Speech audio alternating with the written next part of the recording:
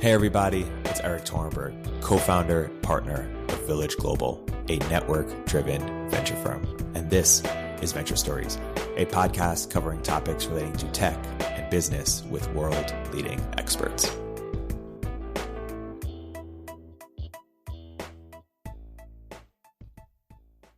Hey everybody, welcome to another episode of Venture Stories by Village Global. I'm here today with Sarah Perry, who's a writer, thinker of many blog posts on the internet, as well as book, Every Cradle is a Grave. Sarah, welcome to the podcast. Thank you. Sarah, first I thought I'd ask you, you've been writing for many years. I think you recently retired from Ribbon Farm. Is that correct?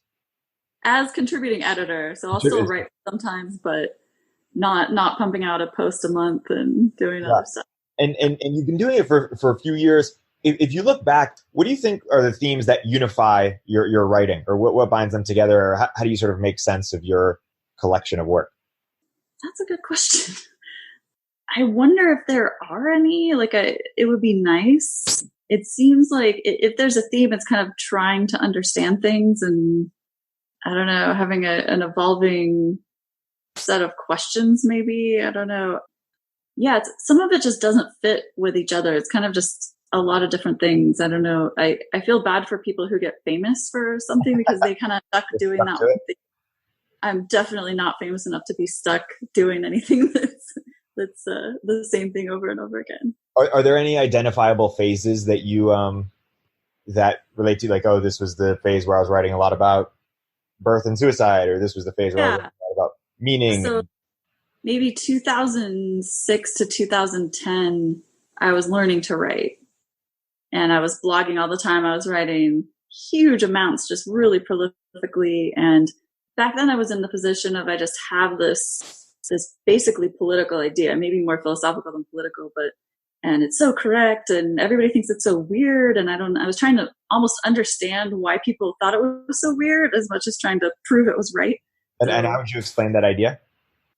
My joke summary is why suicide is awesome and a good hobby and bringing people into the world is wrong. So that's maybe a little silly, but just that life as it is maybe isn't so good and isn't something that is worth celebrating or giving to innocent people. And while maybe we should make the most of our own lives, there's something to be said for not passing the burden of life on to other people, and allowing people who feel it to be a burden to get rid of the burden if they want to in a comfortable and non-horrible way. So I guess that was my early work, and that I feel like it kind of culminated with my book. Like the publisher of my book, Nine Banded Books, that's Chip Smith, and he kind of just said, you should write a book. And then I gave him like a chapter a week, and pretty soon it was done, and he made it look really nice and made me sound smart. That I felt like I'm not as interested in it anymore. Like I still think it's morally right or true or whatever, but it seems like antinatalism is kind of having a moment right now. Like everybody's talking about it. I'm just so bored of it. I don't want to hear anything about it. But so Venkat has this thing, I don't know if I can explain it clearly, that beginning writers they tend to be political at first, and they work through their politics as a way to you almost work through your politics as a form of therapy. And then once you're done working through your politics, you can maybe say something or investigate something. And I feel like that's kind of what happened to me. That once I worked through the real serious, this is really true, and I really believe this, now I can be a little more loose and not attached to things and treat ideas as maybe it's true, maybe it's just a weird idea, we can think about it. What was the phase that followed that, would you say? Ribbon Farm, I guess. So I've kind of been in that phase for a while.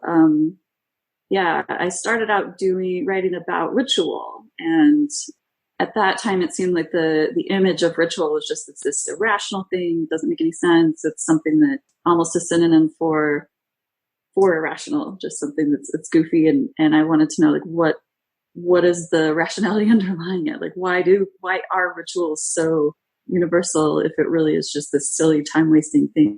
And trying to figure out the point of it, and also just kind of noticing that a lot of rituals seem really fun and kind of feel good. So what's the benefit to having these?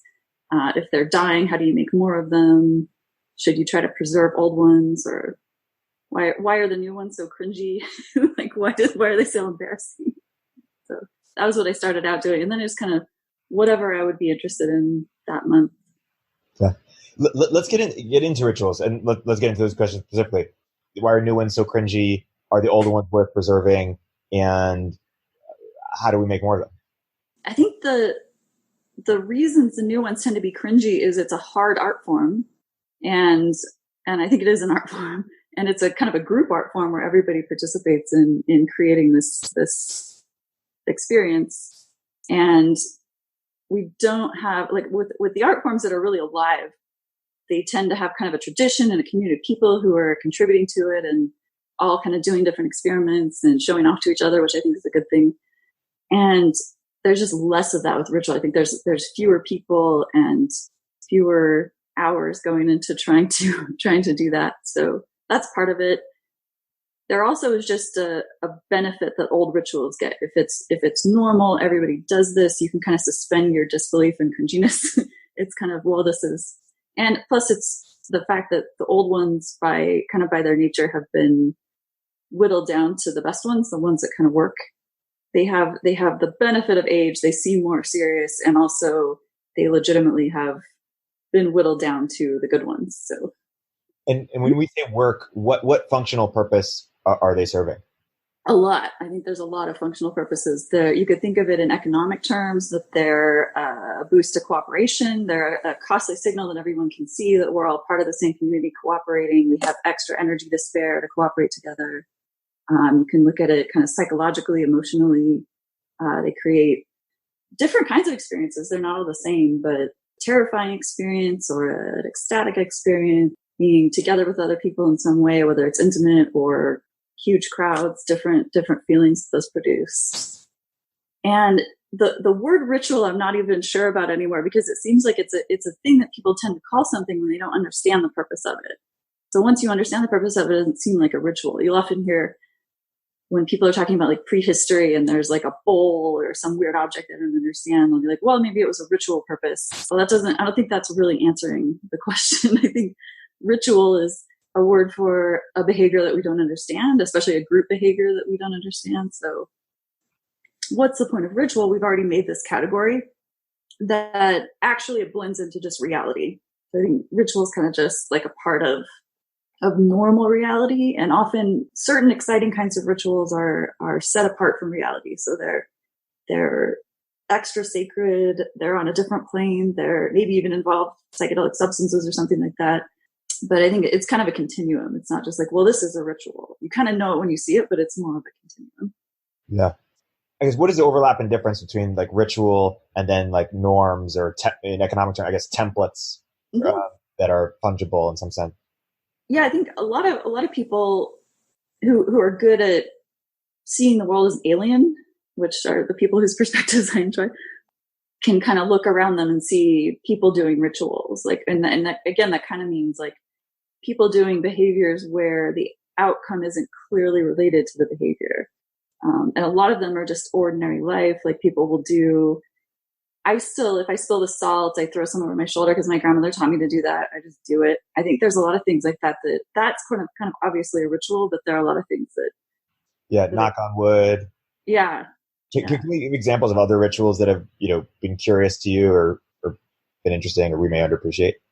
One I got really into was this book from 1911. This guy basically wandered around Ireland and a little bit around kind of the rest of what's now the UK, asking old people what they knew about fairies.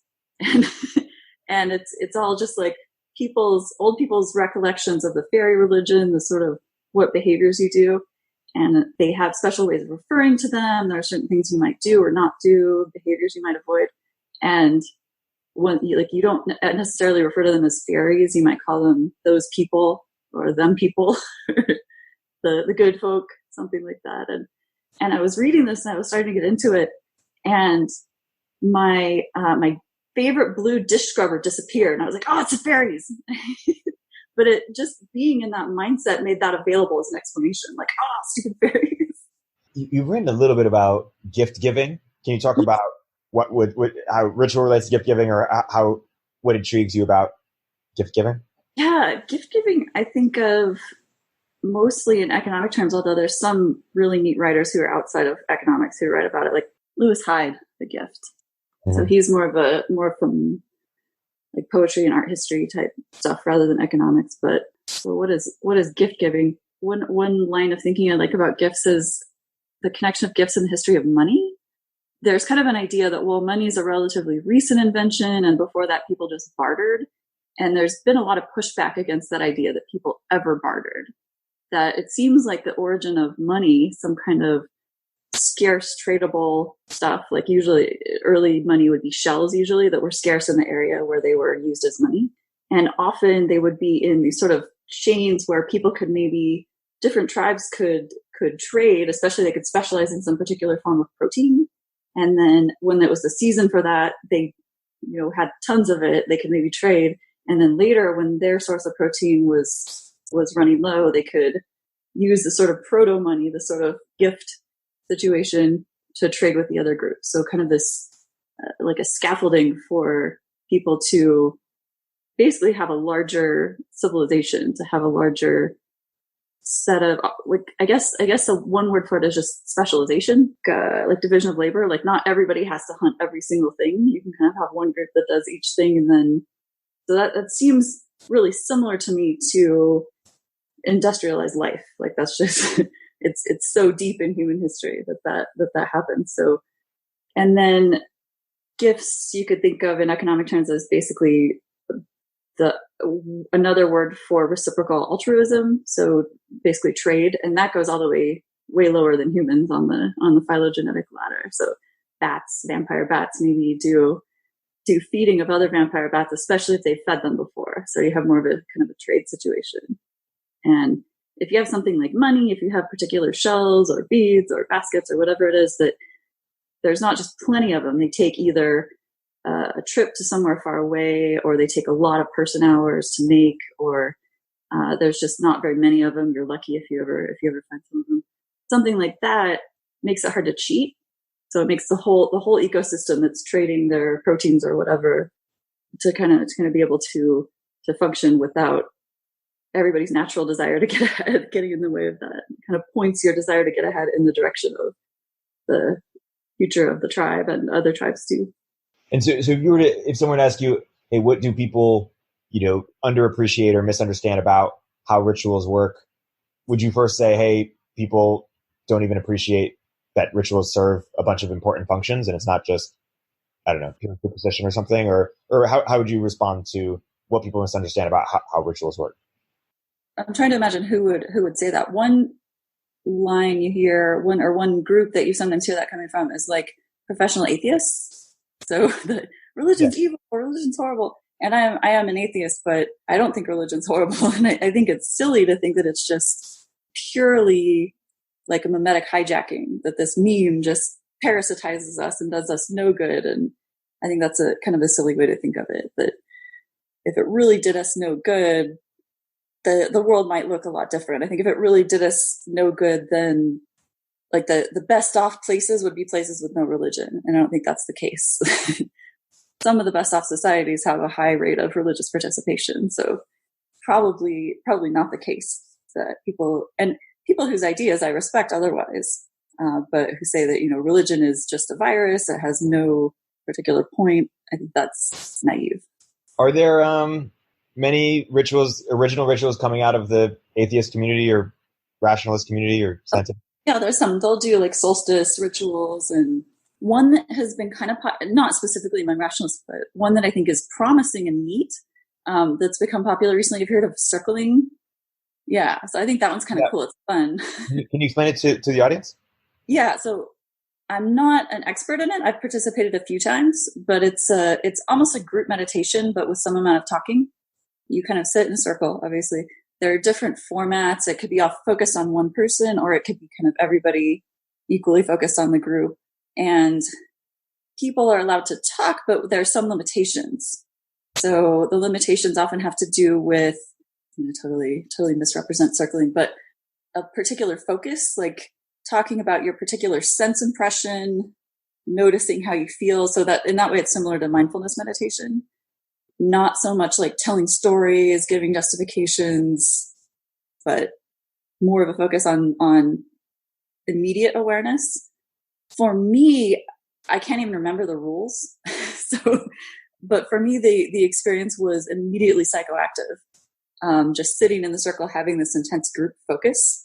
And I just dropped into a totally different mental state almost instantly. Not everyone has that. My husband didn't have anything like that, but I think that's true for a lot of rituals. Different people get different things out of them. Yeah.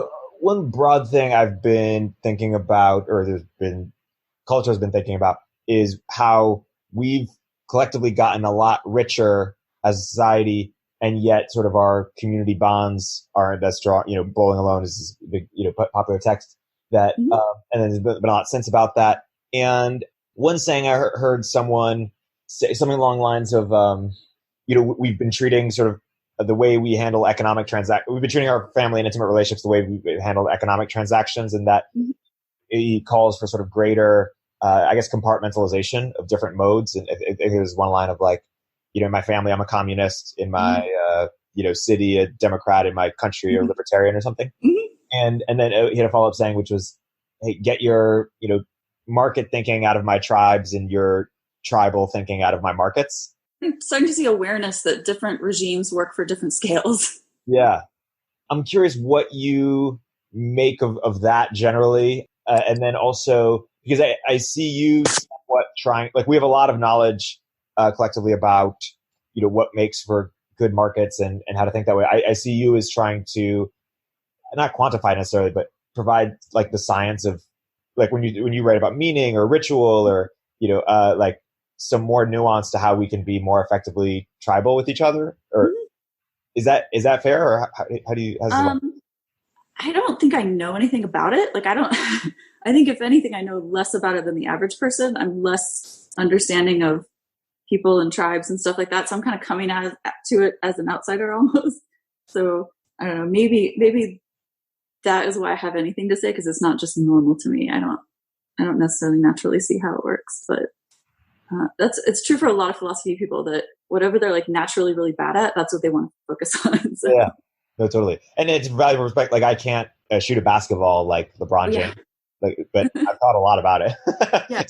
So maybe I could describe it better or from a different perspective. So again, to that end, well, I'm just curious if you have any additional thoughts on the scale question or idea, and then I guess we can get into some of the meaning stuff. One of the scale things has to do with, I think you mentioned Kevin Simler wanted you to poke me on the traditionalism thing. So one thing you said is just our society is so much richer now. And yeah, I wouldn't want to live at some other time. It's ridiculous. Even in the 1970s, which I don't really remember, but allegedly lived through a couple of years of, but everything was a lot different. And I think people have a lot of problems now, but it's hard to remember how poor everybody used to be. And I grew up, my parents are kind of, back to the land movement, like growing all their own food and raising animals and living out in the middle of nowhere. And it's interesting. I don't ever want to do that. I don't think most people would want the subsistence farming life. And that's what human life was until very recently. But the big thing about the past is they have really good aesthetics. And given that they're so poor, how do they have such good aesthetics? And this has been like the mystery that I've been banging my head against for, years. I might understand a little bit about it, but yeah, there's almost a trade-off that it was so natural for them to create beautiful things. And now it's so not. And part of that has to do with our economic system and our scale, that because things are made cheaply very far away or very, very similar to each other, they're kind of stamped out of something, they're not exactly fit to every person's little specific life. So it's kind of one size fits all. And the materials that are conducive for industrial production are mostly like plastic and stuff like that, which doesn't tend to be beautiful. It's hard to imagine something beautiful that's made of plastic. Probably there exists something, but so that's part of it. If you look at housing construction, it's, horrible stucco and drywall and press board and stuff like that. It's not something that will look beautiful when it's a ruin, and not something that stays beautiful very long.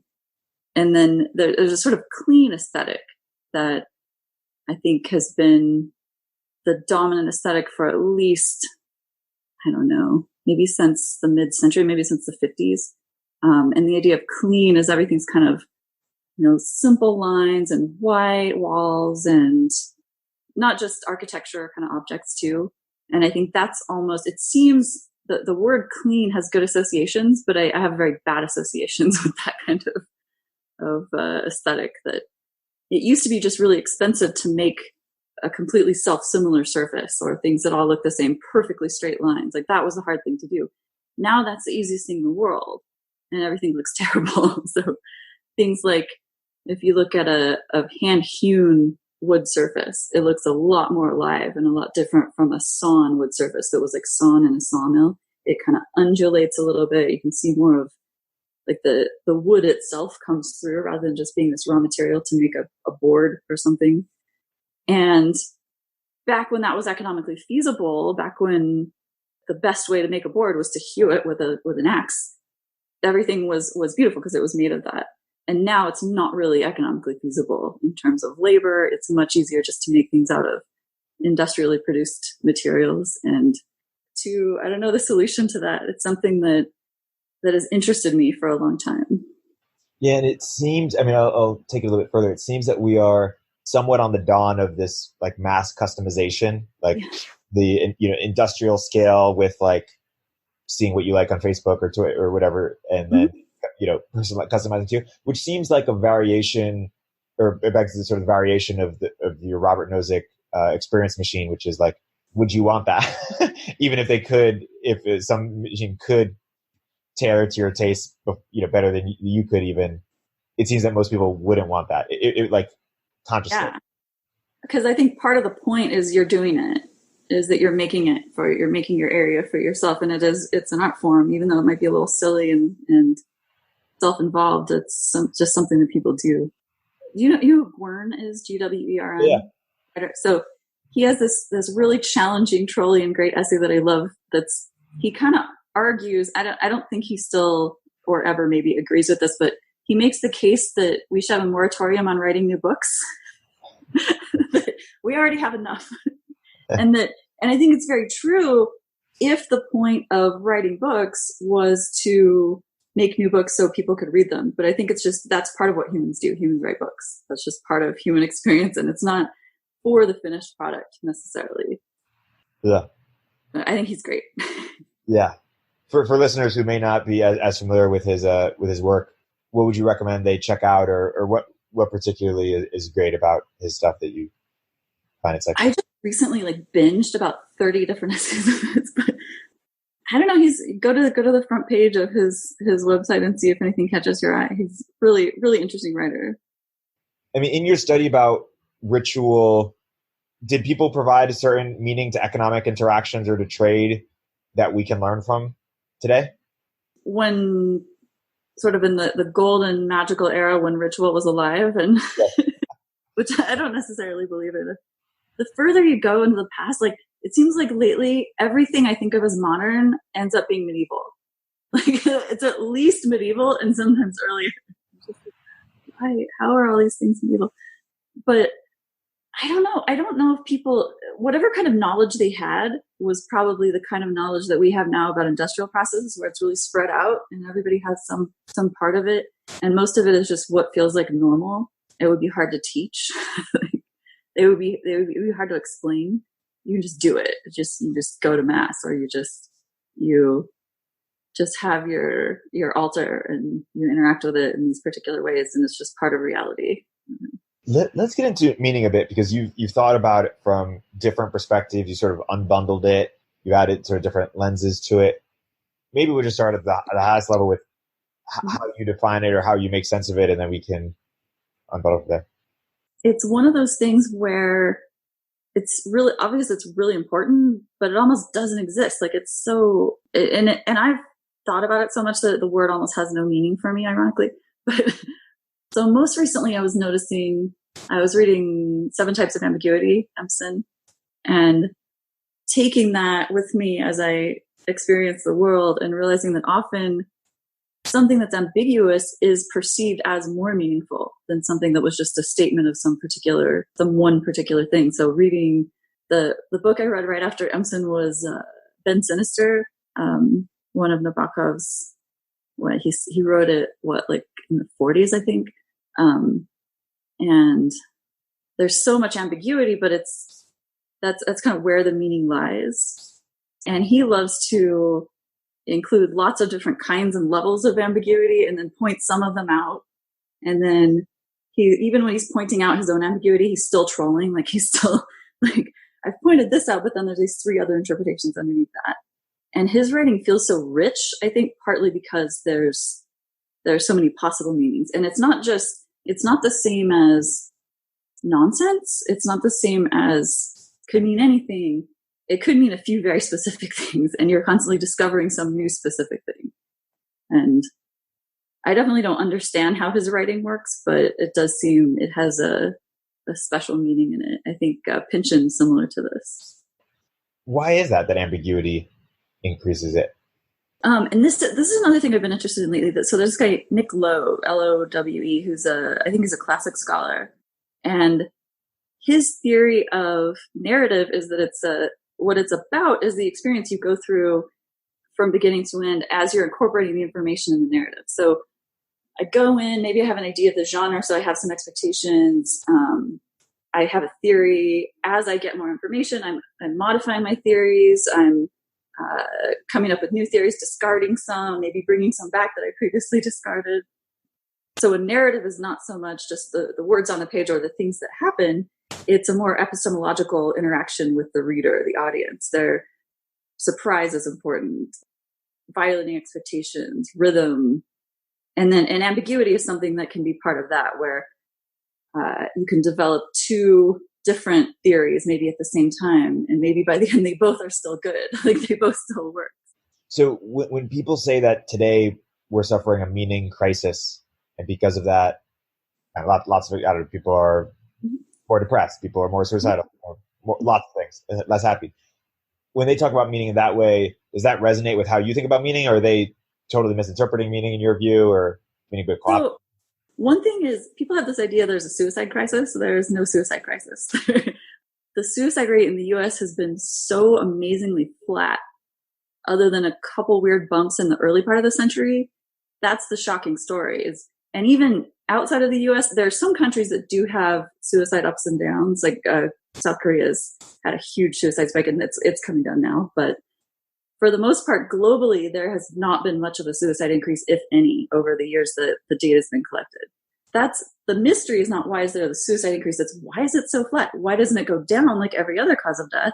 Why doesn't it go up? Because stress seems to be maybe going up. I don't know. Everything that we think of as bad maybe has increased. So why hasn't it gone up? But I see that as the weirder question. It's so weird. But meaning crisis, I think, has to do with not knowing what to do with yourself, kind of like not having a life path or a sort of final answer to why even bother, that I think humans mostly have grown up with. I think most humans in history just had an obvious answer to that.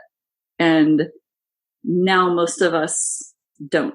So, or at least a lot of us don't. It was just, obviously it's, your family, your tribe, your religion. There's just, it would be a crazy question to ask for most of human history. And now it's not. So part of that is freedom. And I like that. I'd rather have a meaning crisis and be more free, probably. Sometimes I wouldn't, but so I don't think people evolved to generate their own meaning. I think that's a really new thing for people to be doing. And we're not good at it yet. We're trying to help each other, but I don't think we're good at it yet. And I know you're friends and a reader of David Chapman, from Meaningness. Do you think he's the closest thing you've seen to, I guess, on the right track or something? Or like, how are we going to deal with this? And I think he's kind of doing experiments, trying things himself. He and his wife live good, interesting lives. Like they're examples for me. Like I admire them as people, and yeah, fun people to go hiking with. if you asked me to summarize David's writing, I would have a hard time to say, well, what is the answer he came up with? I'd have a hard time telling you that. Yeah. I mean, meta rationality is the word he keeps using, but sort of this, zoom out and view the different modes with which we can, look he at. He has a metaphor I really like, the boat metaphor. Have you ever heard this one? I can't recall. What is it? This sort of, I'm probably misparaphrasing, but we used to maybe have, or maybe even just not really have, but think we had, or one of these sort of big cruise ships that would go out on the oceans of meaning and be really stable. And the best we can hope for now is just tiny little boats that are kind of very maneuverable, but not very big and maybe not very safe. I don't know. And so what do you think that suicide, crisis or falls aside, people underappreciate about how meaning is made or just misunderstand or we as a culture don't fully get? One thing is that it's a lot of it is just a product of what you do every day, all the time. And whatever you're doing all day, all the time, whatever you're listening to, talking about, doing is what your life is. And there's no, I don't think there's much of a narrative structure to life.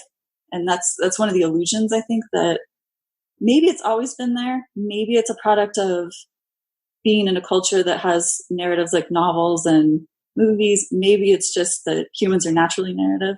But I think we have this idea that you go along and you have the story and you have the meaning of my life is at some point in the future when I'll have this story and then the music will play or whatever. And I don't think that's real. I think I had that idea for a long time and kind of finally realized that there's just time. And time is so weird. I'm not saying time is an answer because it's just a weird thing that's just like a placeholder for this imaginary thing. But there's just the things you do, the things you listen to, read, people you interact with, and that's kind of it. So that's where meaning comes from. And doing almost anything can give you meaning. Probably some things are better than others in the sense that, and better for some people than others too. What are your bodily capabilities? That's going to limit what you can do as an activity for meaning. Probably when I'm 70, I'm not going to be able to be a distance runner, but I have to find something else. What you find interesting. I'm much more interested in making things out of wool than making things out of steel at this point, although I love watching YouTube videos of people making things out of steel. But I think the most important insight I've had about meaning is it's just what you do. It's just, and with my art or whatever, my fiber projects and stuff, it feels like it carries you along. It feels like the wool itself, whether it's just a dirty fleece or whether it's dyed locks or yarn or something, it's carrying you to the next step. And it seems to come from outside. It doesn't feel like I'm making a decision to do something okay, I can do this next step of this thing. That's what it feels like for me. I don't know. Again, I don't know that I'm good at meaning. I think I might be especially bad at it compared to other people, but sometimes you can learn more from somebody who struggled to learn something than somebody who just came naturally. To that end, for people who are listening and say, hey, I do a lot of things, and yet I feel this dearth of meaning. Mm-hmm. Do you do the same thing over and over, though? Oh, interesting. So is meaning a repetition? I think so. And it's not always the same thing. So within something like a domain or a craft. And I think I don't have a good precise term for it. So one thing I was thinking about recently, when you're lacking inspiration, I think the answer is you just have to sacrifice. And I've written about sacrifice in terms of ritual, that all rituals involve a sacrifice. Will Newsom said the default sacrifice is time, which I love, that always you're sacrificing time. When you want inspiration, the way to get it is to do something hard.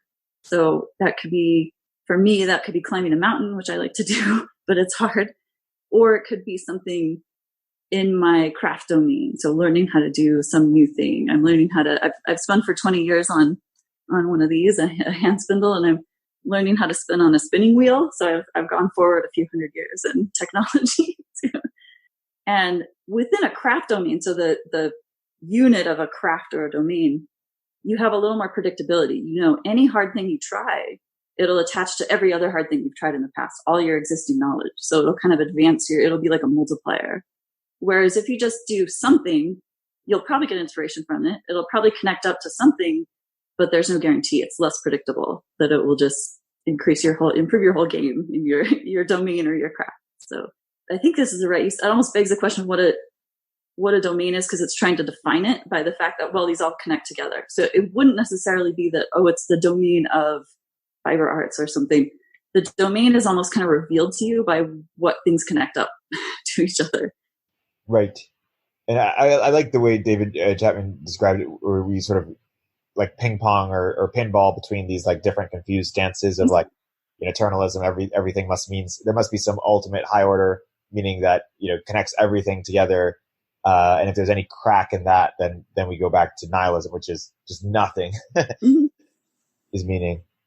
And he sort of alternates between this, what is it, like nebulosity and pattern, like everything's nebulous and patterned at the same time. That sounds right. I think that's true.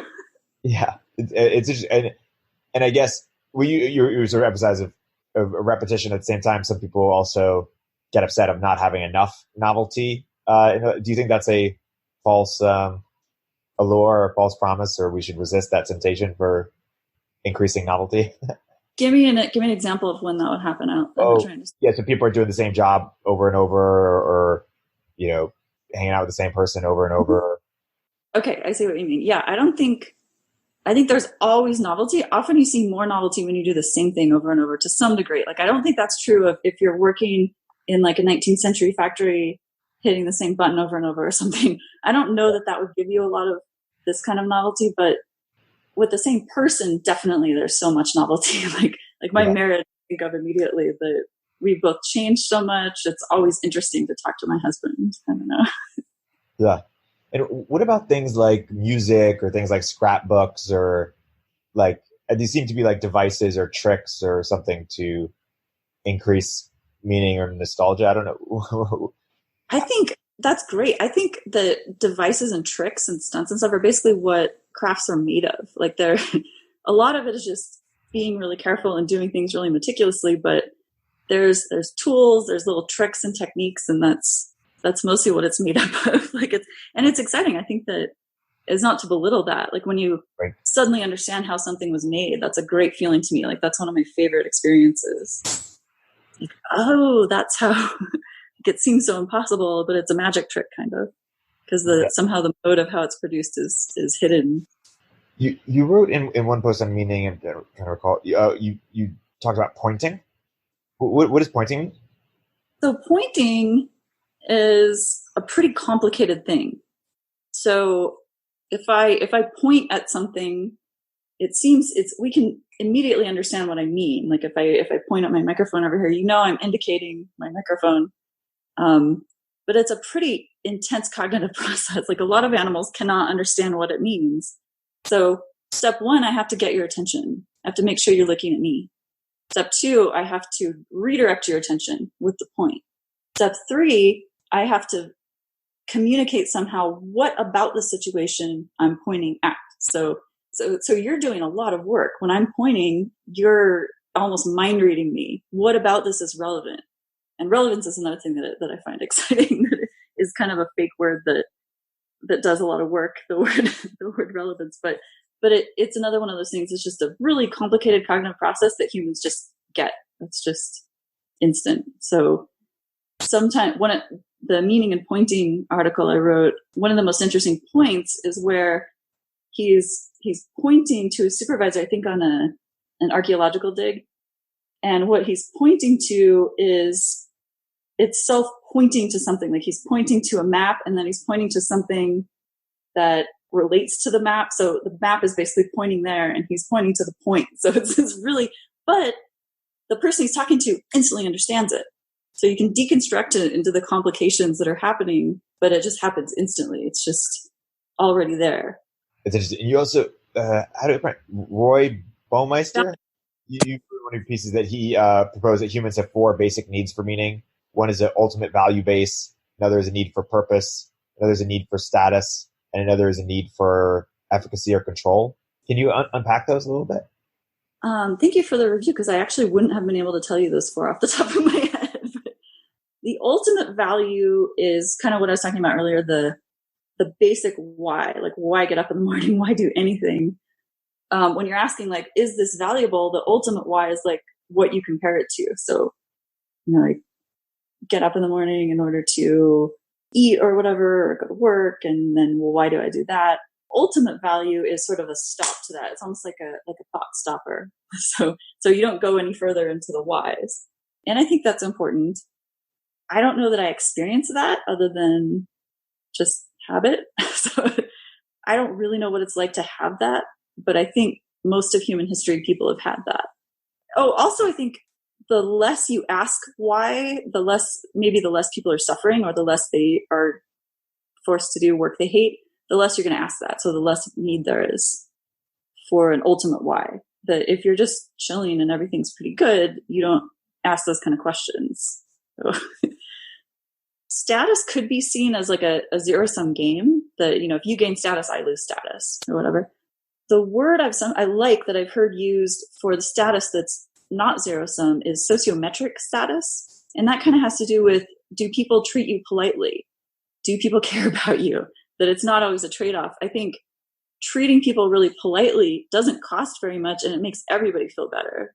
Like if everybody kind of is just very polite, deferential to each other, if you have a culture where that's the norm, everybody feels a lot better than when they're constantly trying to undermine each other. So I think that's a big thing with the status thing. There's also the comparative status, that I want to be high status compared to other people. But I think that's zero sum, and it's not like you can make everybody better off in that way. Right.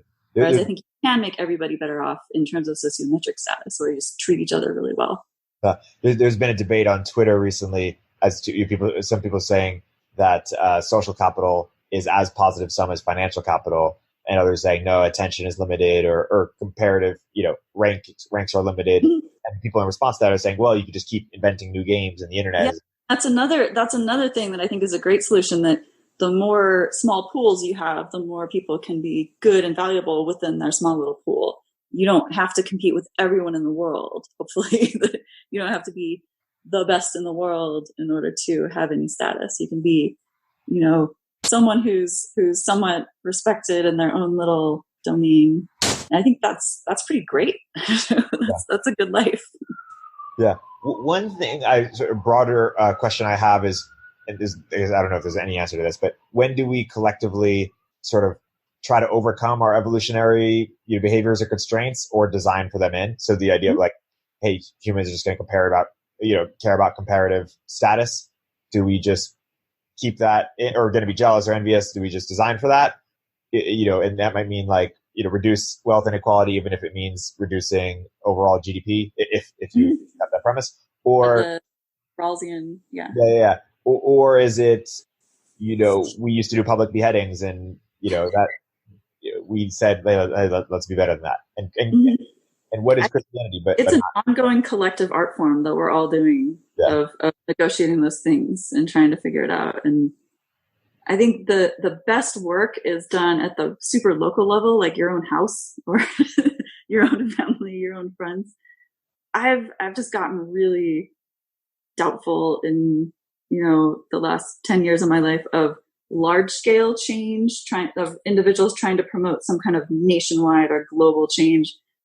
It seems like tiling the world with things that don't work for the whole world. And it seems like it would be better if people solve these problems to the best of their ability from the small scale. And if everybody came up with really different solutions, I think that's fine. I think that's probably better.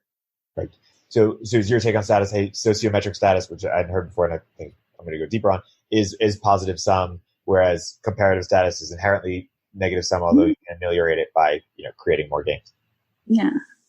And I think another benefit of those small ecosystems is that they're better for those sociometric status norms, that you could probably get more sociometric status from a small group, that it's not as tooth and nail competitive. People kind of support each other. If it's a small domain, some domains are hyper competitive, but I don't know, I'm not a very competitive person, so I don't have much experience in those. It seems for me fairly easy to find small, not super competitive, supportive communities of people doing stuff. Mm-hmm. Yeah. And the other thing people say in the positive social capital, positive sum social capital cases, that trust is, if you build incentives in the right way, that you can make trust positive sum. Mm-hmm. Do you have a take? I don't know how to think about that. I do have a take on that. I think trust relies on having boundaries. Trust relies on being able to exclude people. So there's kind of a generic positive connotation to the word inclusive right now. And I think that's a problem. I think that things have to be exclusive, again, on a small scale, in order to have that kind of dynamic where everybody's supporting each other. Because if it's too inclusive, you get sociopaths. They like to infest the place. So it's an ongoing human problem. I don't think it's going to be solved in the next 5 generations. I don't think that's just going to go away. But it's such an old problem that we do have tools and evolved capacities to deal with it. So trying to shut down those capacities is something that I think sociopaths love, that they love the idea that, oh, you can't exclude me. So it is interesting to think how that might get back in collective consciousness or be politically correct, I guess, again, or politically feasible even to exclude. There's that one phrase, transcend and include, which is like so catchy. I wonder what. I've never heard that phrase. What does it mean? I don't know. It's pithy. It's ambiguous enough to contain a lot of meaning, I would say.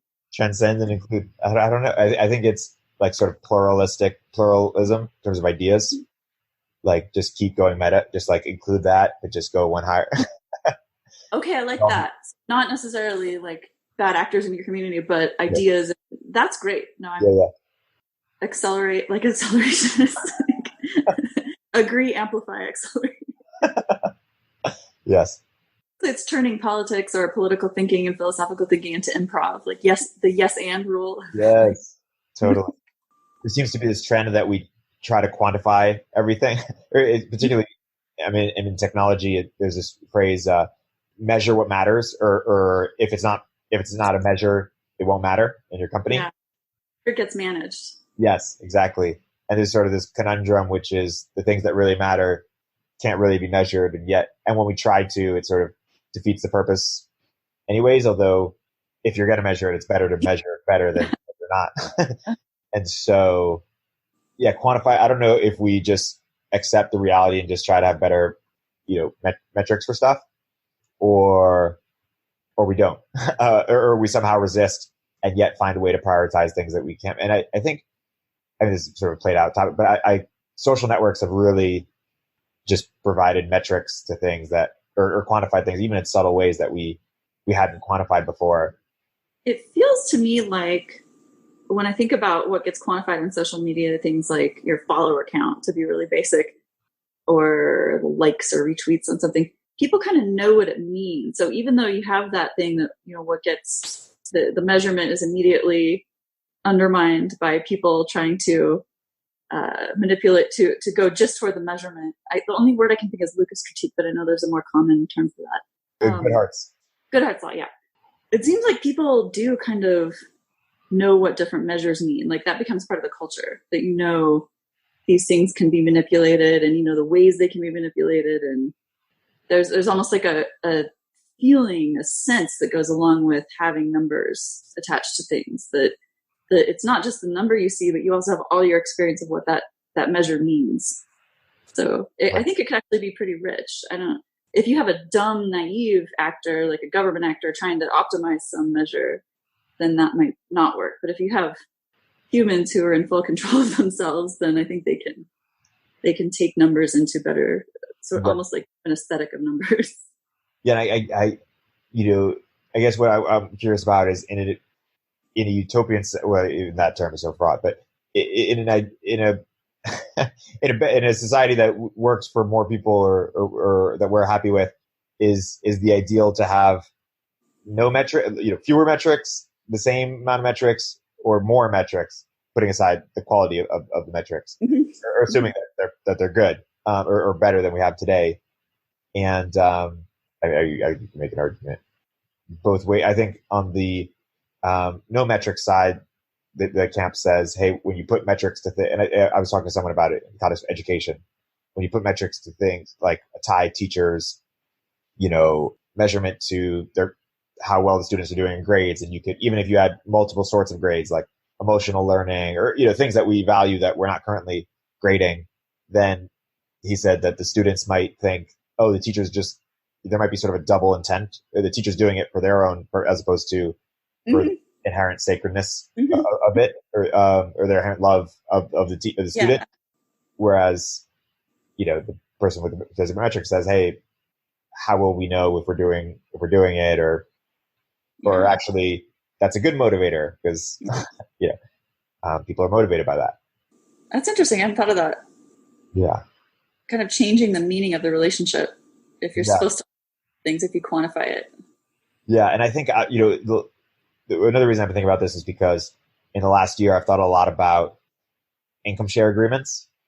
Like Lambda School? Yes, largely because, and I'm a venture capitalist and I've invested in a bunch of companies, and I've felt, even in the times where it was non-economic, where it was a very small amount of money to be symbolic, I've felt sort of this kinship with the people I've invested in. And I wonder, basically, the example I give is like, if my fifth cousin showed up in San Francisco and I'd never met them before, and someone just told me they were my fifth cousin and they asked us to stay on my couch, I would say, of course, because there's this sort of social context and sort of what I call like genetic equity or something. Like we just, our fates are intertwined in some way because we're family. And I feel that way too with people who I invest in or have mutual. Basically, I think income share agreement is a way of making the intertwining of our fates legible in an interesting way. And you can only have so many fifth cousins, but you could cross a line, cross invest with a lot of people. And so, could it be a way to scale, or not infinitely, but even just an order of magnitude, or the amount of people that are sort of in our would stay on our couch circle? Kind of like a different form of kinship. Yeah. Economic kinship.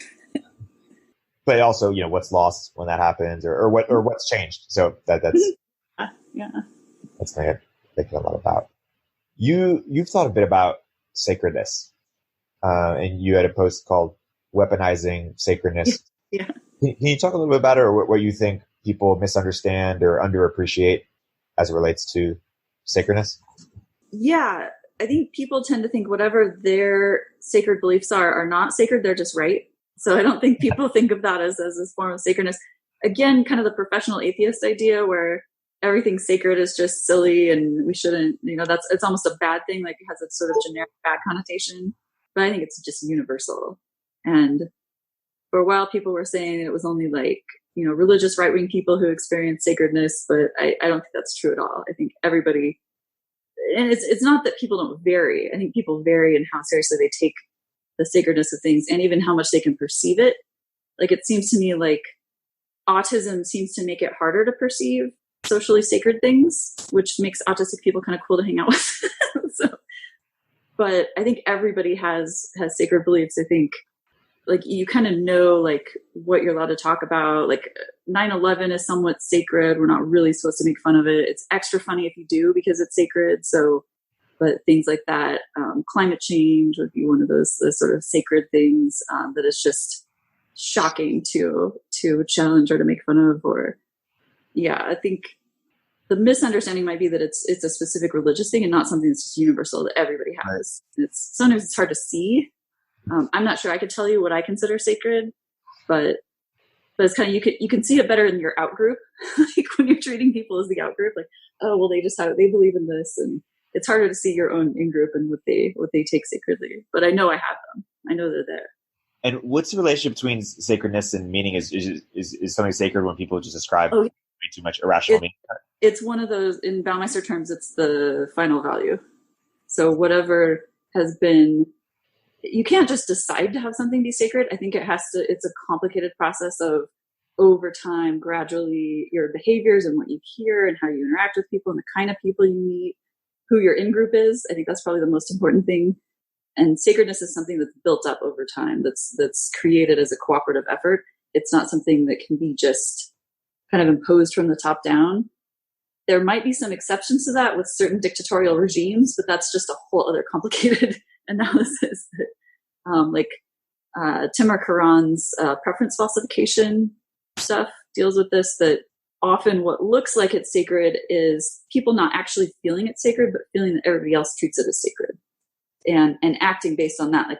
And that's not necessarily a bad thing because people don't want to hurt each other's feelings, and that's good. People shouldn't hurt each other's feelings for the most part, but also can can have a horrible dark side, but the dynamic, the way that mass famines work partly is through this preference falsification and through everybody, maybe for a very good reason, being afraid to state their true beliefs and their true preferences because they're afraid they're going to get, genocided or something, or canceled in a less serious way. To close out the loop on Baumeister, is there anything else from that book that you think is sort of a major takeaway that was very surprising to you or would be surprising to others who read it, or sort of? He's so interesting. Like, the thing people know about Baumeister tends to be the willpower stuff.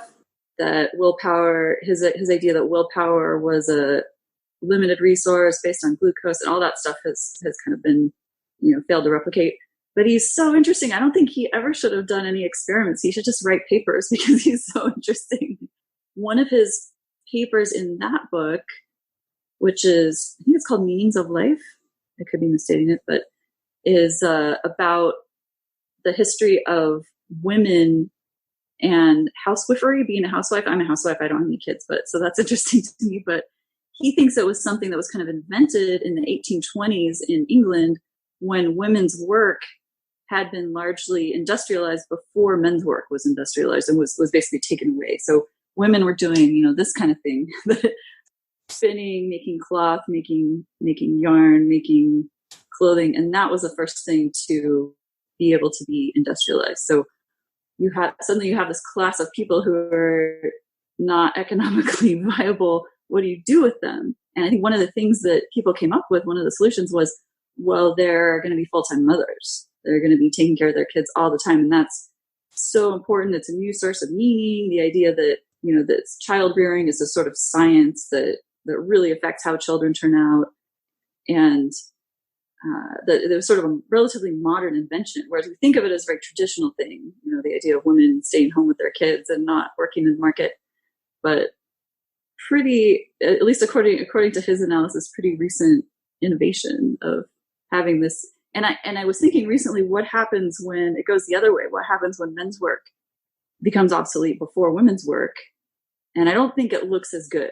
I think places where that happens, it tends to be the men aren't home taking care of the kids. They're more, drinking and gambling and doing cool fight clubs and stuff like that. So maybe that's a good life. Honestly, I can't judge it. I don't have experience with that, but I think that's interesting. It's not bad. I'm just kidding. Yeah. When I shared with you Kevin's description of, the traditionalists, wrath and honest, would also appreciate science and progress. Is that something that resonated with you? Did you claim that? No, this is a big problem I have. I think, and he's absolutely on it. Like, I would not want to live at any other time. I think the past is terrifying, and I've kind of almost lived in the past. So, like, we didn't have electricity or running water when I was little. So I've kind of lived in it. We go out to the outhouse in the middle of winter because even when we had running water, the pipes would freeze, and sometimes there'd be a bear in that house or something. So I don't know. It's a lot of work. It's boring, but they have such good aesthetics. Like, it would be the problem is, how do we bring good aesthetics of the past into the modernity, into the future? Again, my answer is probably mostly on the small scale, and it's not going to be. I don't think that they're going to start mass producing good aesthetics for us. I think it's going to be more of a hobby that people have, and I don't think it's going to be economically viable in terms of like making a living at it. I think it's mostly a hobby that people have for creating their meaning outside of their job. Yeah, it is interesting. It's the extent that I have a traditionalist bent. It's less in the realm of aesthetics, probably because I have other criticisms of modernity. I'm a product of modernity, and I have no taste. Like, a Starbucks in every corner doesn't bother me from an aesthetics. I don't know why. Maybe I get a kick out of it. I don't know. My family is, my mom's side is Colombian, and they're a lot less money, I guess, on average, but are a lot happier. And so maybe you're including aesthetics more broadly than I would. But I spent enough time in sort of San Francisco, like, technology scene to know that certain things lend themselves to unhappiness or disconnection, mm-hmm. and vice versa, and they align somewhat with more modern stuff, or at least on the hyper side of that.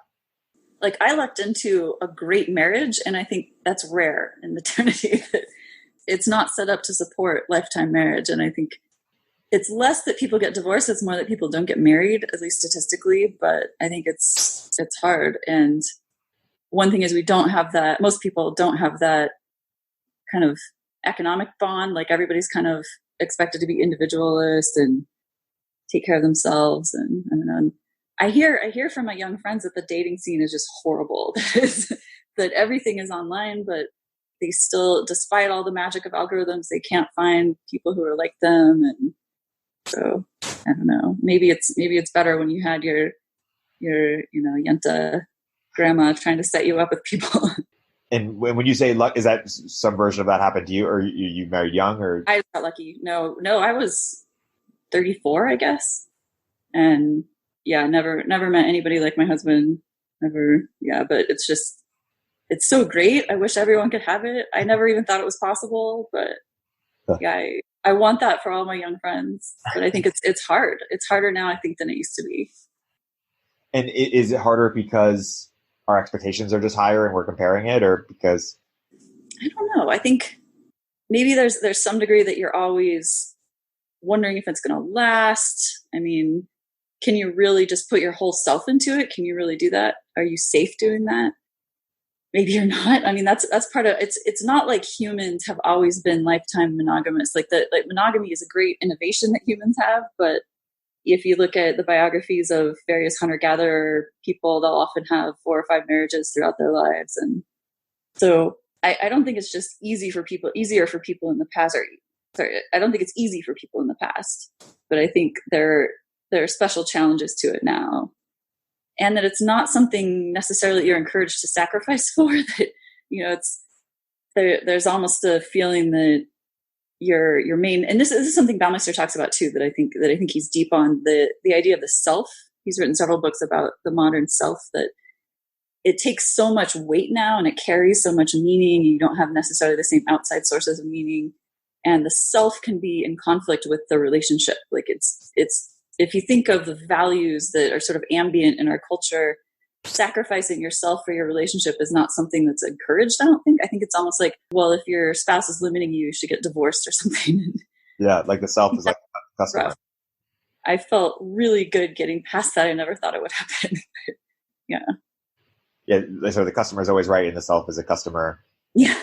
Yes. And so your true self can tell you what's right and wrong instead of. So yeah, I want to pull a couple threads there. One is the sacrifice. We mentioned it earlier as it relates to ritual. And is that mostly just because, once you sacrifice for something, you're going to want it more. And so ritual was a very Yes. Yeah. No, I think there's a psychological thing that I've done the sacrifice for this, so it must be really important. That's an aspect of it. I don't think it's all of it, but I think there's definitely an aspect of that. What else? You've communicated to yourself. So sort of self-signaling, but you've also communicated to the world.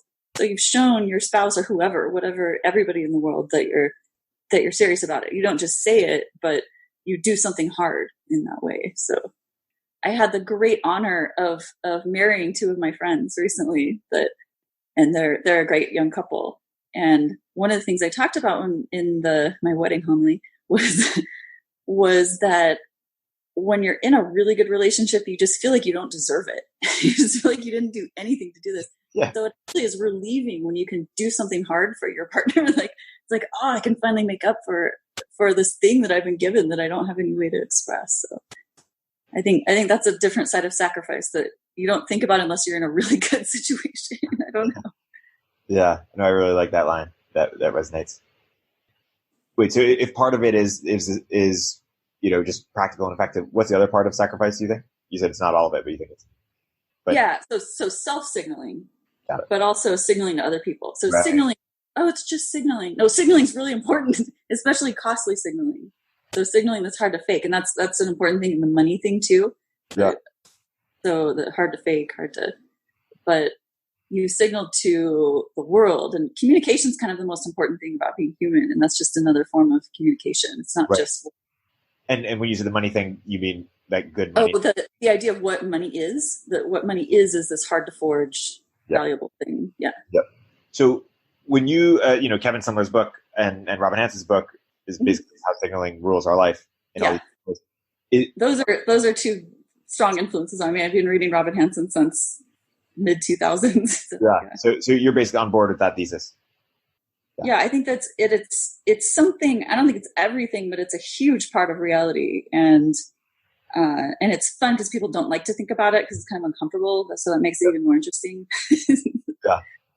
And what about the self as it relates to authenticity? Because that's something you've written about. And we sort of have this cultural ideal of authenticity, which sort of assumes one true self, and you just listen to it, and then it'll tell you. So, in a world where we shatter the one true self construct, what does authenticity look like? I had kind of an epiphany about this recently, and I replaced authenticity with honesty. And for me, doing my stupid little fiber work, every decision I make, there's some decision that's honest and there's one that's not. There's one that's like cheating. And the more I strive to make the honest decision in that context, and it's, you know it when you feel it, you know it when you see it, you know what it is. So it's hard to explain outside of like the particular problem you're going through, but I think that's true of most things, that it has to do with how much information you can keep in your head. It has to do with what's important, what you're deciding is important. But I have a hard time even, kind of like meaning, I have a hard time even knowing what authenticity means, but I really feel like I know what honesty means now. So, to me, what I'm doing now is kind of trying to get closer to the sheep. That sounds like, instead of spinning from a prepared roving, for instance, and getting a filthy, dirty, something that just came off the sheep and dealing with that and turning that into a garment. And to me, that's one way right now of becoming more honest and making my work more honest. That's not the only way. You can make completely honest things out of pre-made yarn or whatever. I think there's honest fashion that you just buy at the store. Like, I think every decision you're making, even if it's just what to buy or what to wear, is a decision that could be honest or dishonest. It could be an expression of your soul, an expression of your true self, or not. Right.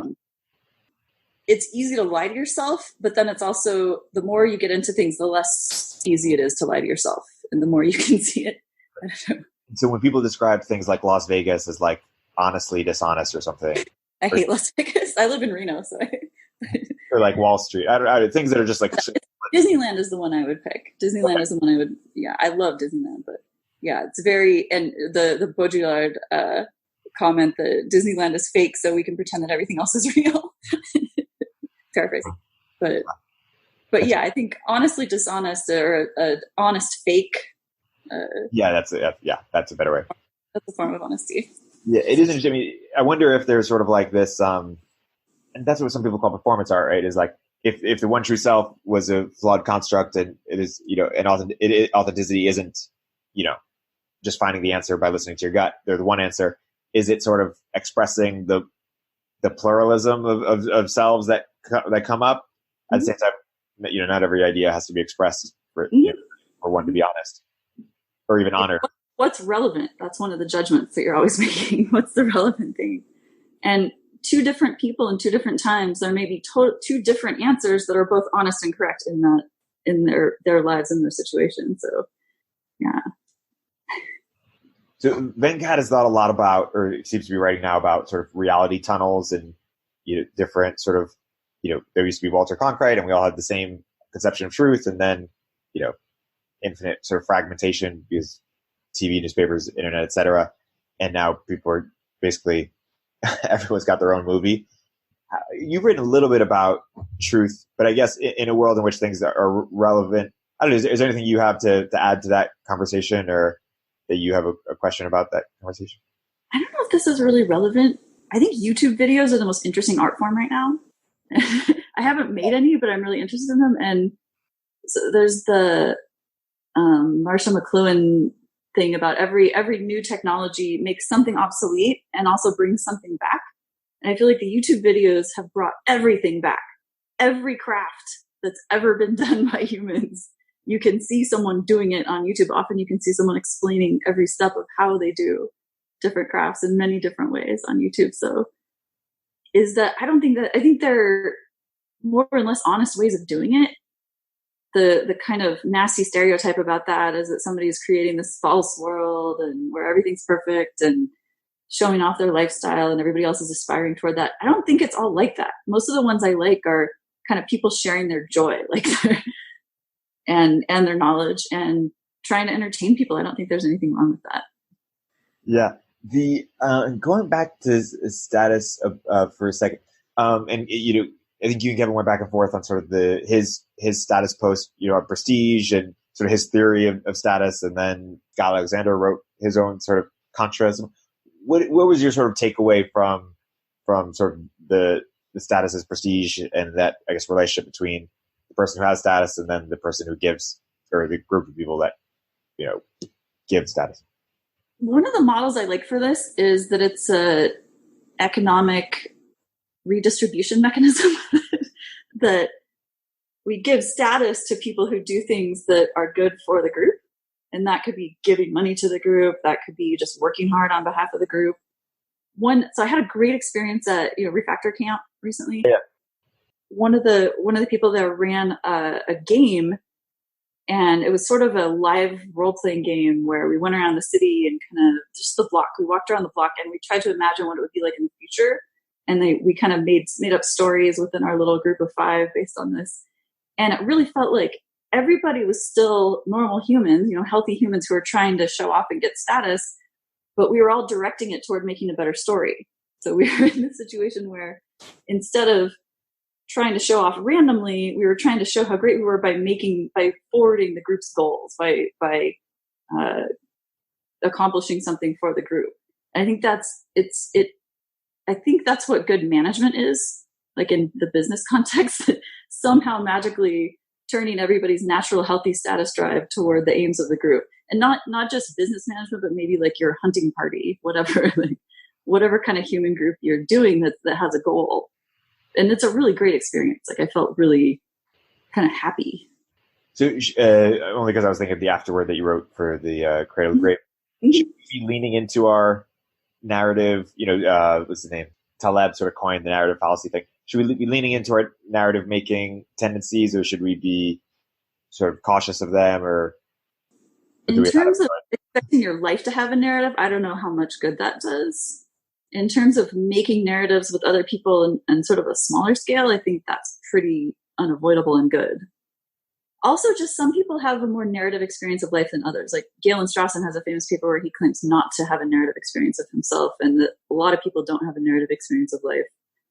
So I don't think necessarily everybody views it that way. And some people might do a lot better having a more narrative experience of life. For me, I'm not able to maintain that. It doesn't make a lot of sense to me.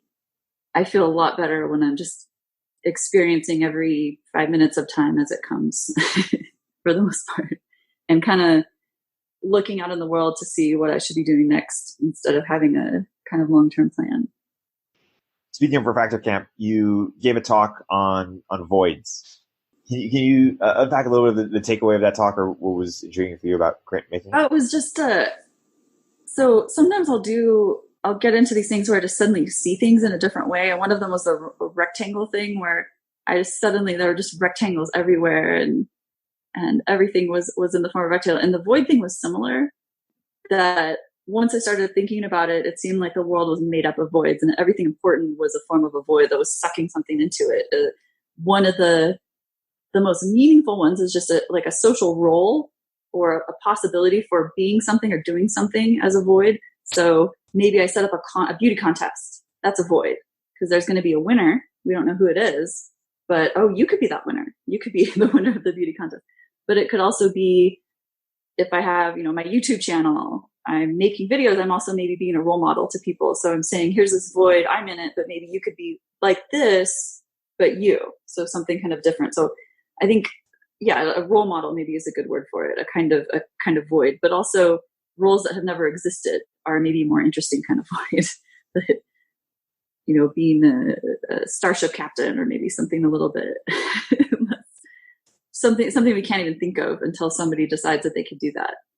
So we don't know what those are because of the lack of that kind of void at this point. And when people come up with those things, I think that's how change happens and how innovation happens to some degree. I think this is more obvious, but invention is kind of filling the void. Innovation in more mechanical sense. There's this need ideally, and then here's this thing to do it. Often I think it happens in the other direction of we came up with this thing. What can it do? What can we use it for? But yeah, knowing there's a need is kind of knowing there's a void, knowing there's this thing to work into. Seth Roberts has a great essay about gift giving and human evolution and procrastination and a million other things. But the point I'm interested in terms of voids is he thinks that the gift giving tradition creates a void where we need new, novel, decorative stuff. And so I need, to make this thing but pretty, or this thing but special, this thing but it's blue, or whatever. So that is sort of this void. We always have this demand for new and interesting things. Maybe they're useless, but that causes people to develop things. And often you see something decorative is the origin of something much more useful. So the origin of chemistry, a lot of that came from dyeing, which I'm interested in right now. But we would just want to make something pretty, but then, it unleashes this whole domain of new knowledge that we were just trying to make something special and pretty, but it ends up being so useful. So that's a kind of void that I'm interested in, just the impact on human culture of having this gift-giving tradition, which creates voids. I have to give you something, so there's a void. I have to find something, and then somebody has to make it. It has to be relatively new and pretty and interesting looking. It doesn't have to do anything. But how do you think voids relate to debt, or how do you think of the concept of debt? I don't know if you read David Graeber book, Debt. I read a little of it. I think I kind of know what he's talking about, but yeah. Other than his understanding of the history of money, it has some interesting claims and interesting ideas in it that, and it kind of relates to the gift giving thing we're talking about, and money in general, that the origin of money to some degree, it looks a lot like a debt. If you look at these, imagine the circle of tribes who each have a different protein specialization and they're kind of trading in the long term with each other by season. You could look at that and say that's a gift giving relationship. You could say that's a trade relationship, but it does look like there's this void that's being filled, and that's what's underneath that. You could say, well, I owe a debt to the next tribon for a certain amount of protein. It's symbolized by this money that I have, or they have a debt to me that's symbolized by the protein they have, and then they're going to give it to me, and I'm going to give them this. Yeah. I want to go deeper in these concepts that we've been circling a little bit around, humor, language, and sacredness. But first, just close the loop on sacredness. What does it mean to weaponize sacredness? So it's kind of making something into a weapon, so you can use it for the purposes of destruction. That could be for literally killing people. So the weaponized sacredness of the Cultural Revolution, for instance, that could mean just canceling people. Modern weaponized sacredness usually doesn't result in people dying, but just social death maybe. It has to do with taking things that groups find sacred, amping it way up, and pouring fire on the conflict, I think is the way it usually works. And I think because we almost deny that we have sacred beliefs, we kind of don't know how to deal with them as well and don't know how to moderate them. I think I won't say the history of religion is great on this, but there have been good moments. Like, let's say there's a million possible religious beliefs that you could have. Most people share some religious beliefs, but they might not share all of them. We probably don't want to force people to believe like 10 million specific things. Like, that's really a lot of work. That's going to limit your scientific investigation. But if you all just believe some small set of things, that might be workable. If you just have some small set of things we all agree on, we agree they're all sacred, we don't violate them, anywhere else go wild.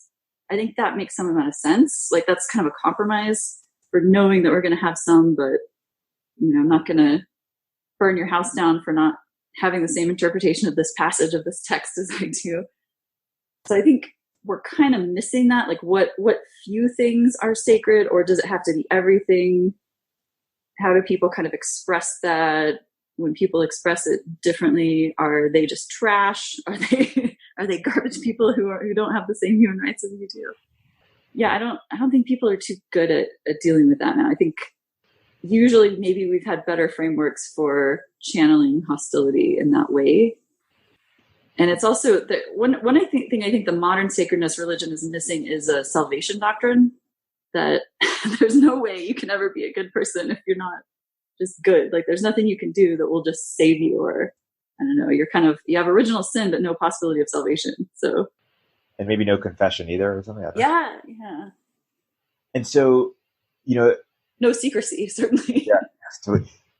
You've written a bunch about humor and even analyzing sort of what makes, like drill tweets funny or, in like formation of language. I'm curious, we were talking earlier about sacred things you can't laugh at. Mm-hmm. My whole life, I've gotten into trouble at laughing at the wrong times. That makes them way funnier. Yeah, exactly. And so, do you know why laughing sort of in some way means to disrespect something? Like, why does it to honor it, or I don't know? That's interesting. Why is laughing at something disrespectful when often we want to be laughed at? Yeah. Maybe we want to be laughed with. Yeah, I think possibly part of it is because it's so powerful. It's such a humor is such a powerful weapon and people understand that even if you can't argue your way against something, and it almost like a joke is almost the best way to make an argument in a lot of cases. If you can form an argument as a joke, it's often really powerful, and if the essence of it can be expressed that way. Yeah. It's almost like, the laugh is powerful. It's a powerful way to shame a group. Mm-hmm. Mm-hmm. And if only like laughs were unbundled, because they serve very different purposes. Yeah. They're bonding. Sometimes they're, alienating. And a lot of comedy just isn't funny. And it's often the case that the comedy that respects the dominant sacredness can't be funny, but the other comedy can be. So it's kind of unfortunate for the dominant sacredness. But that's kind of the nature of what a dominant sacredness is. And it's, again, with honesty, they can't be funny and not be honest. So it's almost, they're only stand-up comedians, but they're doing a pretty serious and special job. Yeah. I have a lot of respect for a lot of stand-up comics. It's an art form. It's an important art form. There's no way to do it without this really soul-searching honesty, I think. So, but you've been interested to sort of dissect humor via like let's say I'm trying to be more funny. What can I learn from what you've learned about language and humor? And so the theory that I think is just probably correct at this point about humor is Adams, Dennett, and Hurley are the three authors, called Inside Jokes. And the core of humor in this model is, step one is you set up expectations, but the expectations are invisible. So you don't specifically say exactly what's going on, but you imply it. And then people set up a mental model. They're kind of forced to set up this mental model, and then you drop a bomb on it and show them that was a wrong assumption. So it's kind of the forcing the mental model to come into your head and then showing you that it was wrong. And their theory is that that's really good because that's debugging your mental model, and that you should get a reward for that, because otherwise it would just be embarrassing. Like, oh, I was wrong. But that your brain should give you a reward for kind of debugging your models and getting better models, realizing we don't live in the world. We live in the space of words and mental models and images. Given how important that world is to us, we really want it to be pretty correct, like to get the right model at the right moment, to not be making mistakes in that world, because then bridges will collapse and all kinds of stuff like that. so they're evolutionarily, maybe there should be a reward for that. And they think the mirth response is the reward for the sort of debugging that you're doing. And then comedy, as we know it, is kind of a supernormal stimulus, poking that reward function, just giving you that same reward as much as possible. And that would be something that people would do to show off throughout human history. That's a way to kind of show off how great your brain works and stuff like that. Yeah, it's interesting. Maybe sort of rising with some of the meaning crisis or meaning opportunity that we discussed earlier is sort of this like concomitant like self-awareness of like even what mental models are in the first place, but then that itself is like a mental model. Like, just sort of this increasing abstraction. The nested models that's the best kind of humor. Yeah. And this gets at your sort of life as a joke philosophy. I mean, I don't know if that's putting too much, but I guess just sort of like, a realization that's all too complicated, or, but there's a lot of humor in trying or something. Or I guess, is there anything you'd add to that? And I think it benefits everyone when you're funny, that if you can do something that's funny, that's good for the group. It's not just good for you. Everybody's entertained, and those kind of things are really valuable. And it's hard for me to see big, important things as valuable as small little happiness creating things on a small level. I think those are really important and maybe should even be considered more sacred. Like that's part of what freedom of speech is. I don't think most people treat freedom of speech as very sacred, but it would kind of be, it's always kind of a sad little belief that people kind of vaguely think is good, but I can't really explain why. But I think it would be better maybe if that were treated as more sacred. Maybe people would just be even more obnoxious, but. You had one, this is in one of your comments, you said, this is a way for me to ask you about language. You said meaning and truth are both aspects of the fact that our consciousness is based on language. No recollection of that. That's interesting. Yeah, that's really smart. I totally said that. November 6, 2015. That's kind of, I think what I meant by that is kind of we don't live in the world. We live in this world of language and images and things like that. Help me understand that world better. We live in that world as opposed to any other worlds we could live in, or what the implications of that are. We should be way more or what would it mean to be very self-aware of how we perceive language or interpret language? Like, what would being self-aware give us in that way? That's pretty dangerous, actually. I don't even know if it's a good idea, but I've not proven this is safe in any way. But looking around your room, you're not just looking at objects. You're not just looking at material, like atoms arranged in some particular way. Every single thing has a name, first of all. It has maybe several names, has a function, purpose, has a history that you know. It's not sort of you can kind of look around and have a lot of context for what you're supposed to be doing or who you are. And that's even true with your own brain. Like if you look around your brain, you find a lot of things like that. And yeah, I don't even know if anybody really believes we live in a world of atoms and stuff and material, but there's maybe a straw man person that can construct who thinks, we just live in the real world, and there's this real world that's made of stuff, and we interact with the stuff. And I think there's this huge layer that is between us and the stuff that's language.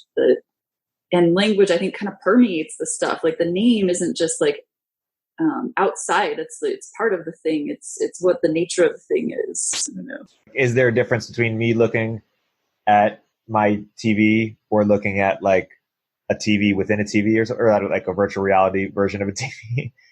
I think it would depend on how it functions. I think you in a VR sim or whatever, looking at a TV within that, if you're using it for the same reason you're using a TV in atom reality, then probably they're pretty similar. Probably they're the same. But you would say a plant or something would be different because one is actually conscious. It's a good question. Plants are really devious, I think. Plants they have this nature that they're so beautiful naturally. Their construction, all these cute little mathematical tricks they've come up with throughout the millennia to get things attention, to get bugs attention, or to try to get you not to eat them, or to try to get you to eat them, or try not to get you to eat them too much. And a virtual reality plant is possible, I think, but it would have to be based on some kind of genetics and have to be able to adapt and evolve and go toward the sun or whatever within that to be really the same thing. Yeah, I heard the proposition that we put nature preserves in orbit. So huge nature preserves so that humans wouldn't interfere with them and they would be protected from invasive species. And I was thinking, that's really interesting, but isn't what nature means that it changes over time? How would you know how much it was allowed to change? Invasive species just means the world changes and things come together, like the continents collide, or suddenly there's shipping routes that go places that they didn't go before. And so I think that's part of what nature is. That's the underlying reality of nature. That also comes from language and all the things I understand. I'm not just seeing that aspect of nature necessarily. That's coming from my idea world of having the name of plants and things, and looking at a lot of plants and seeing how they change over the seasons, and coming up with theories about what they're doing, like the plants who really love to be on fire and they really want everybody else to be on fire too. And the only way they can reproduce is to burn. So yeah, I think there could be a plant reality within VR, but it would be a special VR plant. I don't think it would just be a picture of a plant. Right. Whereas a TV mostly is a picture of things. So I think that's a lot easier to put into a VR situation. Is there sort of a sacredness that people attach to reality, that, and I guess a dystopian conversely, that people attach to virtual reality because it would sort of shatter a key mental model people have, which is that there is a real world and they're a part of it. I don't see much of that. I don't think there's a sacred opposition to virtual reality. Whatever Nozick says about the experience machine, a lot of people in surveys say they would go right into the experience machine. And I don't think there's much of a sacredness thing about that. I think there might be in the future, and it will be really interesting. Yeah. What zones are you allowed to have internet in, and are there zones that are protected that you just go there to not be in that particular part of the world? And that would be a really modern thing. Having a zone, an internet-free zone, is a really kind of postmodern idea. It's not like going back to the past. It's a new place, a new thing of offline. There is some, I guess, would you say some sacredness around, like, or anti-sacredness around people, putting their people putting their phones out, you're in nature and you have your phone out. Video games. Yeah. No, there's stigma against video games. I think I'll agree with that. Yeah. And it's also this desire of like being present that people, and not present in your phone, like present in, in the real world. I think there's ways to use it honestly and not. Like, I think there are times when I have the idea to make some particular dumb video or something, and I go out in nature for that reason. And I wouldn't have been out in that part of nature otherwise. So that's great. Like, that's not like less real. I don't know. And I'd bring my phone. I love, taking pictures of things when I'm out hiking. And you go a little slower. So that's nice. It kind of slows you down a little bit instead of it's almost like you're more, I don't think this is always the case, but in some situations you're more present because you're going slower. You're thinking about what you're seeing. You're maybe thinking about how you'd present it to other people. I think you can probably go too far with that and not really be present, but I think there's ways that can make you more present and more like you're not just alone. You have your whole friend group with you to see this with you, and you have them in your head to imagine what they think of this place. So yeah, it is interesting. Going back to the point you made earlier in different contexts about like self-awareness or even sort of a literacy around a specific situation doesn't mean that you're necessarily better at it. In fact, what you recommended for this thing is sometimes it makes it harder. And I wonder if that's because it self-selects for people who it's harder for. They want to learn it more, and so they become more literate in it. Or I remember I read Moneyball, this book, Michael Lewis. That's great. That's great. About baseball. And I never saw the movie, but I read the book. I really liked it. Yeah, and someone was saying, someone was doing all the analysis of these players, and someone was asking, should one of the players, read this analysis? And someone said, I can't remember if it was the smart person or the not smart person, don't give him something to read. That'll just make him think more. Like, he needs to be in the moment. To be not thinking about it on the metal. He just needs to be like, on the surface, the ground level. And maybe having more layers makes it more difficult to be more present or something.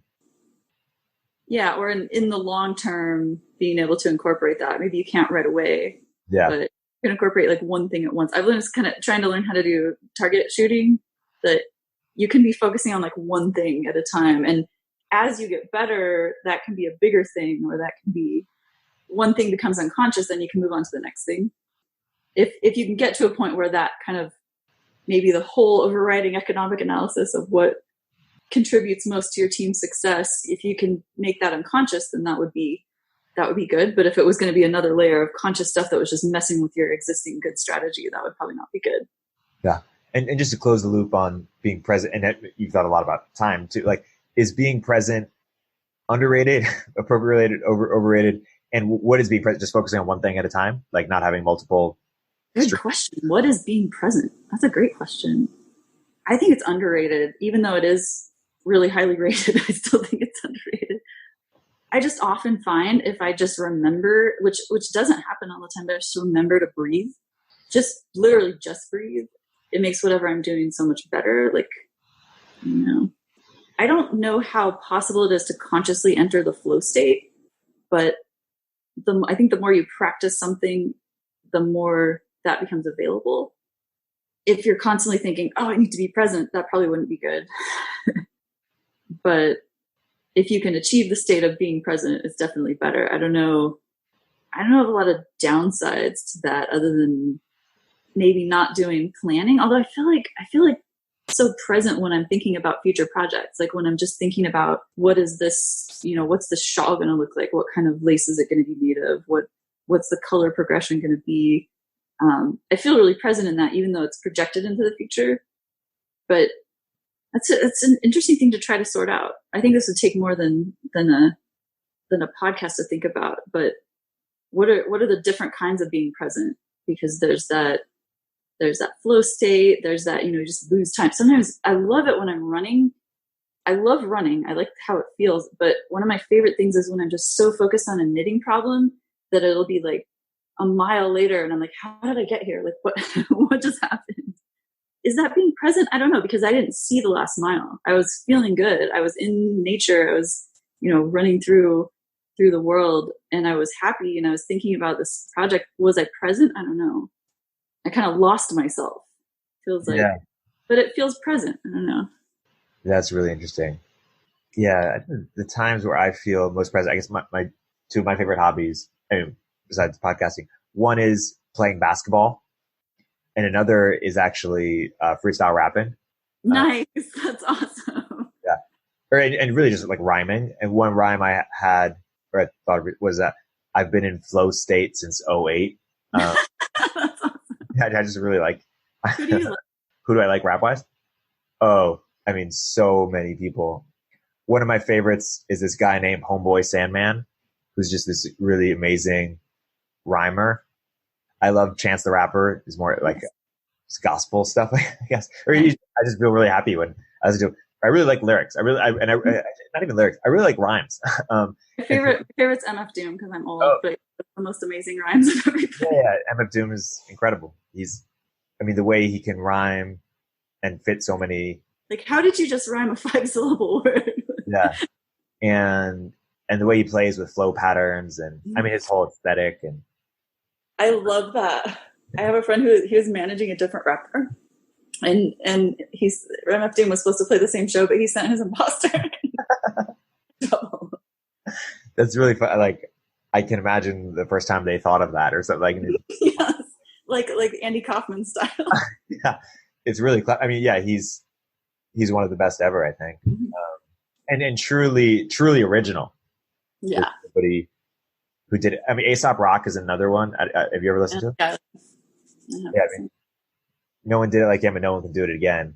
But yeah, I think it's a golden age of rap. There's just so many subcultures and so many interesting things. I'll see sometimes just really good tracks that have like 1,000 listens or something. I'm just like, how? In the 90s, this would never have happened, but now there's so much good stuff out there that, Yeah, there's more good stuff than ever, and there's also more bad stuff. Or stuff that doesn't inspire. Rap is interesting. Yeah, it's simultaneously more pop and also more like local subculture stuff. Mm-hmm. I'll wait for the David Chapman analogy. That's it for it. I was hoping you meant for the you versus David Chapman rap battle. Yeah, that'll be a good. He's coming on the podcast too, so that'll be a natural collaboration.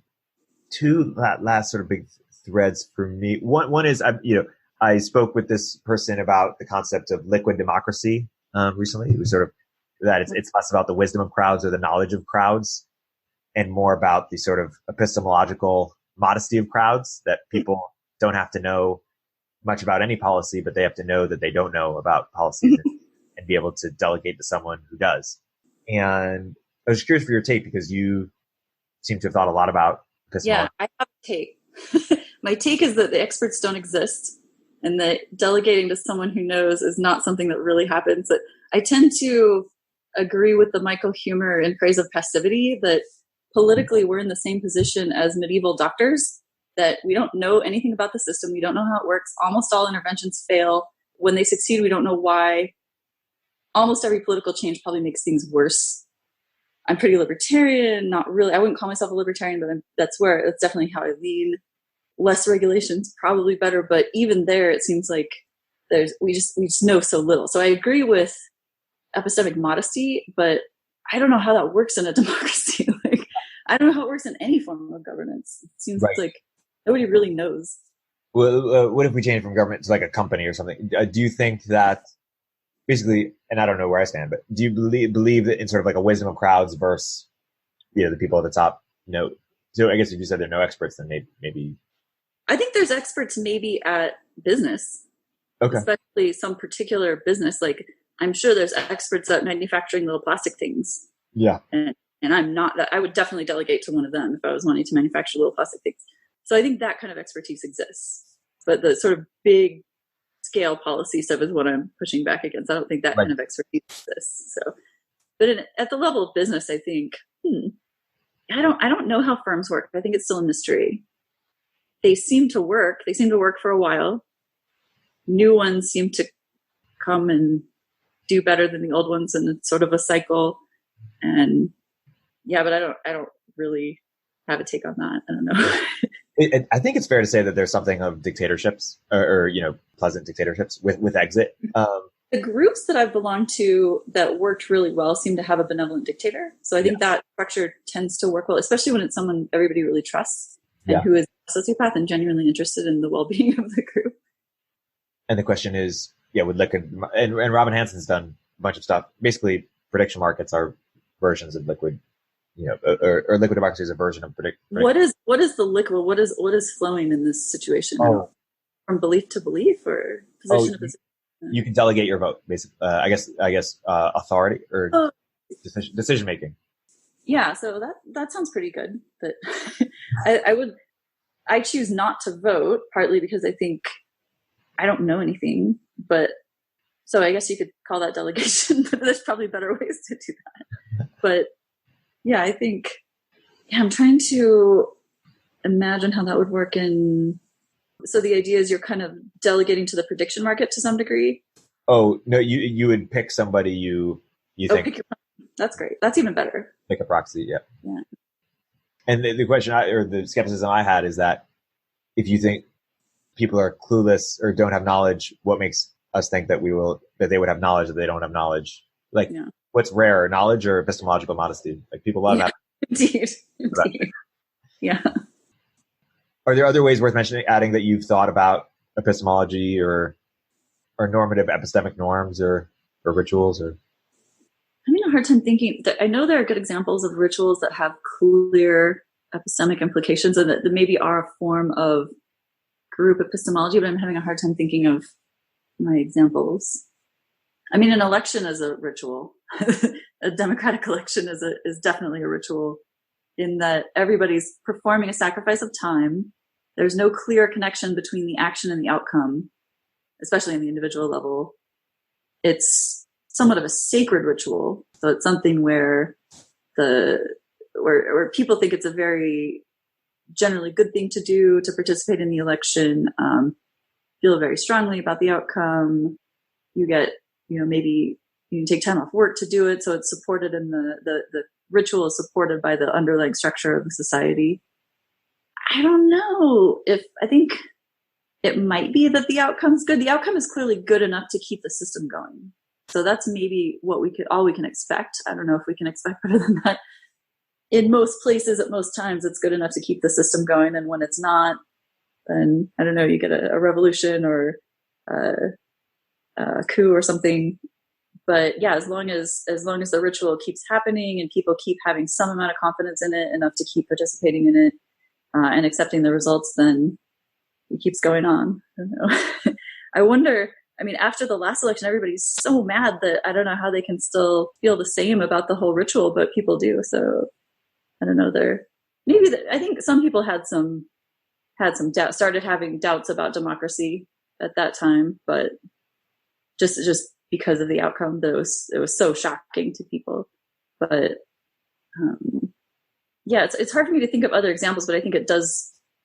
There's an essay that I read a long time ago that I've never been able to find again about civil procedure, basically about how the court systems work and how that is all basically, we can see it from an anthropological lens. It's all ritual. It's just doesn't really matter what the ritual is as long as people think it's fair and has some kind of fair outcome. Different countries have radically different ways of dealing with lawsuits, of dealing with even criminal cases, whether like in our system, each side has their own lawyer and they try to make the best case they can. In other systems, it's just the judge tries to investigate everything and come up with the right answer. And you're not expected to necessarily have your own lawyer.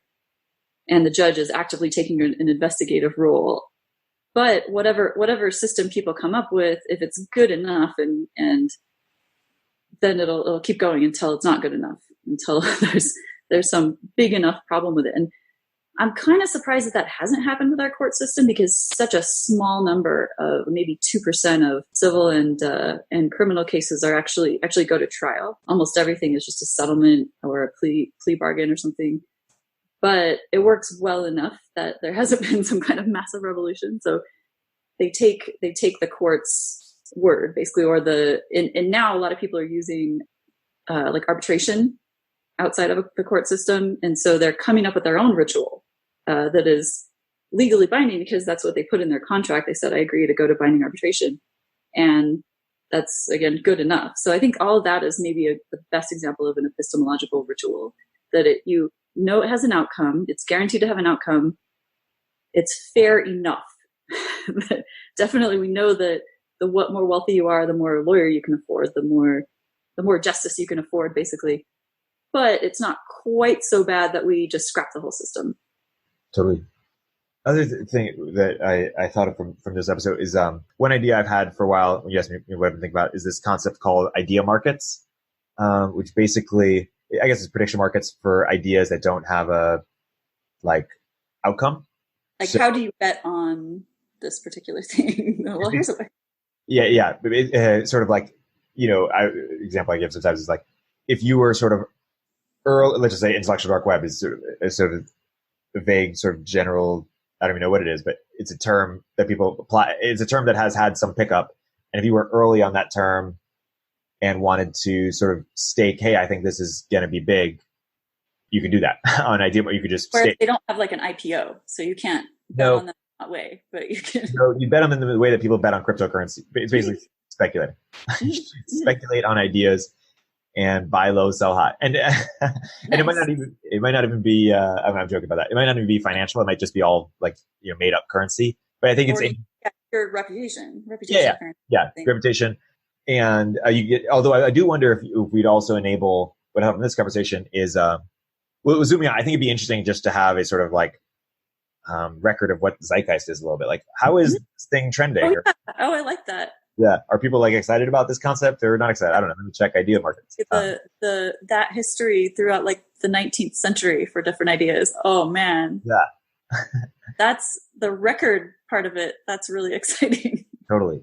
And so, but I wonder, with this, we were talking about preference falsification, if there would be a pseudonymous mode so that people oh wow, this idea is really taking up. No one can really say it publicly, but right now there isn't really a way for that to happen as much. I guess to take your social capital and invest it immediately, or you can't. Yeah, totally. I liked them before they were cool. Yeah, exactly. Well, that's what people love. I think that lastly, and no pressure if you didn't want to chat about it. I think you've written about it, I guess two things. One is keto, and two is being a lot happier because of it. And I guess three, not wanting or writing less because of it. Yeah. One thing you hear a lot from writers is why do you write? It's because you have to. There's no good reason to do it. It's not going to do anything good for your life. It's just you have to do it. And I do enjoy writing, sort of. I enjoy the process of thinking about an article and then putting it on paper. I hate having written things, kind of. I hate, as soon as I hit publish, I'm just cringing, and thinking about all the ways I was wrong and how everybody's going to know I'm an idiot now. So I don't like that part of it. I enjoy the process overall, but it has some definite downsides for me. And yeah, so I started in February 18th. It's my keto birthday. It's pretty silly, but I just started. So for a long time, I'd noticed that when I would fast, I would feel really good. And at first I thought maybe this is anorexia or something, but then I realized on the keto diet, I just didn't feel depressed anymore. I was not expecting it. I quit smoking and I gained some weight and I just wanted to lose 15 pounds. And that happened really fast. But before that even happened, just my depression resolved. I was like, what? Why did no one tell me this before? So it was very similar it feels very similar to fasting in the emotional way, but you're not fasting. You can still go on hikes and go running and stuff. And so one of the effects was just having a totally different, like I've had severe depression my whole life, and I've been on a million different, maybe a dozen, 2 dozen different medications, and seen probably a dozen psychologists and psychiatrists, and just kind of tried everything. I've had a few things that worked for a while. Running is my main coping strategy for the past 10 years or so. But it was immediately within a few days, it was clear this was just a different way of being. For the most part, it's just a completely different way of experiencing the world. And socially, it's a lot different.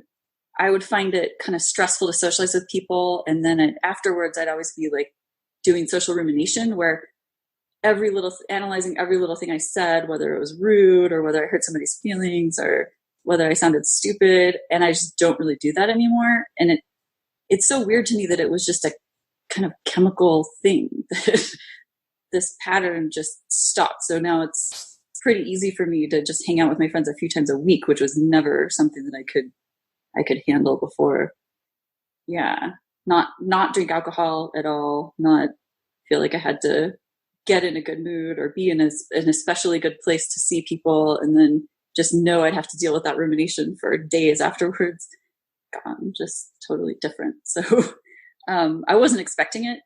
And after the fact, I learned that some other people with lifetime severe depression have had the same result from either doing keto or doing full carnivore, like just eating ribeyes and nothing else. So I still eat a lot of like cheese and meat and nuts and things and avocados. But yeah, so one thing that happened is, I think one reason, which is probably good in some ways, that I'd feel the need to write every month, is I just had this sort of obligation.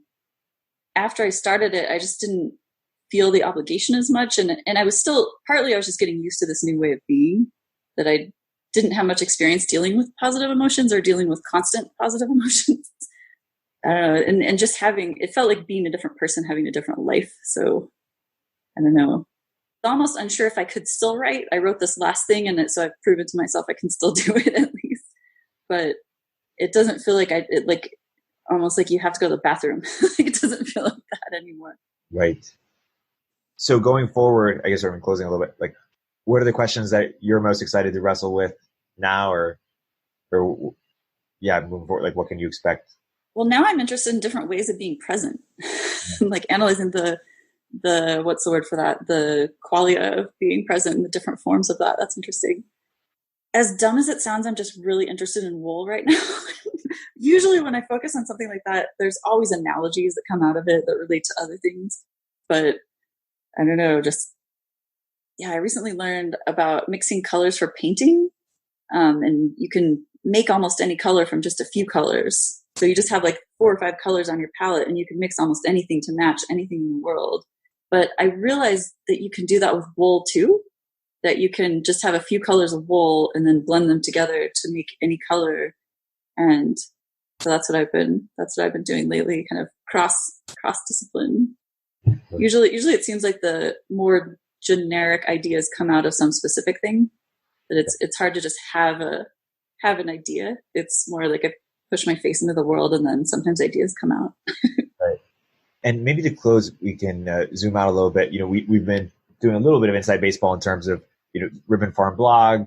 Kevin Sumler ran Melting Asphalt blog. We're talking about David Chapman, who runs meaningness.com blog. Maybe give a little bit of high level of like how you see sort of Ribbon Farm's like place in the internet or place in the blogosphere, or anything else you want to add to help give listeners a little bit more context for. I feel like the core of Ribbon Farm is Venkat's honesty, and using that word again in my same word. There's this just really honest perspective. It's not just him; it's a lot of us. But it's never going to be something that's clickbaity. It's never going to be something that's probably that millions of people are going to read. It's something that is just kind of a craft thing, kind of a personal. I don't know. It seems pure and authentic to me. What is the place? I don't know. I think that's changed over the past 15 years at least, maybe more than that. I don't know exactly how much, but I think it'll probably continue to change. I think the core of Ribbon Farm is interestingness, interesting ideas. There are themes that kind of come and go, but that seems like the core to me. I don't think there's a topic or a subject that's never how I thought of it. It's more, Venkat hates the word community, and I wouldn't use that word. He likes the word airport. Well, why does he hate the word community? Because it has this. Because it's kind of fake, and it's not really a community. It's very, so I guess maybe the precise way to say was that it doesn't have the same demand of sacrifice that a real community might have. It doesn't have the same ongoing interaction and being in each other's business all day, every day or something that a community might have. But and yet people do feel a connection. They feel a connection to other people through sharing the same ideas and through working through the same questions. So yeah, I think Ribbon Farm's more about questions than topics. Yeah, no, it's pretty vague, honestly, in my mind. Yeah, I like airport. I think that's cool. Cool. Well, Sarah, thank you so much for joining me. Thank you for letting me talk about myself. This was a really, really lovely conversation. Good to talk to you.